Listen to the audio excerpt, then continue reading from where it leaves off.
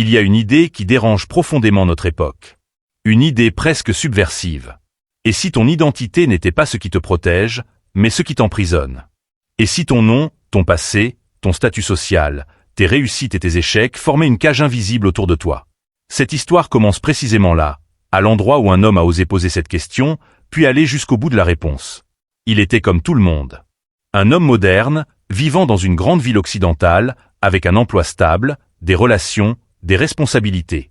Il avait un nom, une carte d'identité, un numéro, des comptes, des dossiers. Il existait pleinement aux yeux de la société. Et pourtant, intérieurement, quelque chose s'effritait lentement. Une fatigue profonde, pas celle du corps, mais celle de l'âme. Une lassitude étrange, celle de devoir être quelqu'un en permanence. Chaque jour, il jouait un rôle. Pas consciemment au début. Il répondait aux attentes, respectait les normes, poursuivait des objectifs qu'il n'avait jamais réellement choisis. Il se définissait par ce qu'il faisait, par ce que les autres voyaient de lui. Et comme beaucoup, il pensait que ce malaise finirait par disparaître avec plus de réussite, plus de reconnaissance, plus de contrôle. Mais l'inverse se produisit. Plus son identité se renforçait, plus il se sentait enfermé. Son nom évoquait désormais une histoire précise. Des succès à maintenir. Des erreurs à ne pas répéter. Des étiquettes impossibles à décoller. Il comprit alors une chose fondamentale que les philosophies anciennes n'ont cessé de répéter depuis des siècles. L'attachement à l'identité est une source majeure de souffrance. Dans le stoïcisme, on apprend que nous ne sommes pas ce que le monde pense de nous. Que la seule chose qui nous appartient réellement, c'est notre jugement intérieur. Dans le bouddhisme, on enseigne que le moi est une construction impermanente. Une illusion utile, mais dangereuse lorsqu'on s'y accroche. Lui ne connaissait pas encore ces doctrines en profondeur, mais il en ressentait la vérité dans sa chair. Le déclic ne fut pas spectaculaire. Pas de crise violente, pas d'événement tragique. Juste une évidence tranquille, presque effrayante par sa simplicité. Tant qu'il porterait ce nom, cette histoire, cette identité officielle, il continuerait à vivre à travers le regard des autres. Alors il a commencé par se détacher lentement. Il a réduit ses possessions. Coupé certains liens. Simplifié son quotidien. Chaque objet abandonné allégeait son esprit. Chaque attente lâchée ouvrait un espace intérieur nouveau. Puis vint l'étape que peu ose franchir, même mentalement. Il a cessé de se présenter. D'expliquer qui il était. Dans certains contextes, il a utilisé des prénoms temporaires. Dans d'autres, aucun. Il a appris à exister sans se définir. Ce fut déstabilisant. Pour les autres, mais surtout pour lui.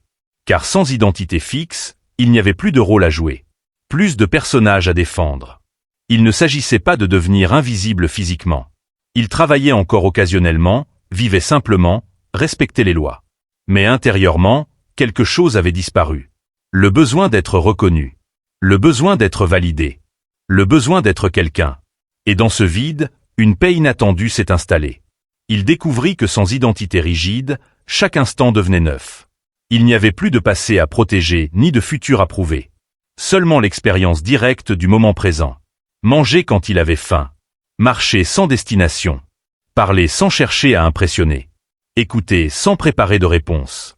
Cette disparition volontaire n'était pas une fuite du monde, mais une réconciliation avec lui. En renonçant à son identité sociale, il s'est rapproché de sa nature humaine la plus simple. Respiration. Présence. Attention. Les stoïciens auraient parlé d'accord avec la nature. Les bouddhistes d'éveil progressif lui parlaient simplement de silence intérieur. Ce silence ne signifiait pas l'absence de pensée, mais l'absence de conflit. Plus de lutte pour être à la hauteur d'une image. Plus de peur de perdre un statut. Plus de comparaison constante. Il découvrit que la plupart de nos angoisses naissent de la peur de voir notre identité menacée. Une critique. Un échec. Une perte. Sans identité rigide, ces menaces perdaient leur pouvoir. Bien sûr, cette voie n'est pas romantique. Elle est inconfortable. Destabilisant. Elle oblige à regarder en face une vérité brutale. Beaucoup de ce que nous appelons nous-mêmes n'est qu'un assemblage de récits hérités. Abandonner cela, même partiellement, provoque un vertige. Mais c'est précisément dans ce vertige que se cache la liberté. Avec le temps, il comprit que la paix intérieure ne vient pas de ce que l'on ajoute à sa vie, mais de ce que l'on cesse de porter. L'identité, lorsqu'elle devient rigide, est l'un des fardeaux les plus lourds. La société moderne nous pousse à construire des personnages solides, cohérents, performants. Mais rarement à nous demander si ces personnages nous rendent heureux. Son histoire n'est pas une invitation à disparaître administrativement, ni à rejeter toute relation humaine. Elle est un miroir. Une question posée à chacun de nous. Que resterait-il de toi si tu cessais de te définir? Qui serais-tu sans ton rôle, sans ton statut, sans ton image? Peut-être simplement un être humain. Respirant. Présent. Libre interiorement. Et peut-être que la paix que nous cherchons partout n'a jamais été loin. Elle attend simplement que nous lâchions ce que nous croyons être.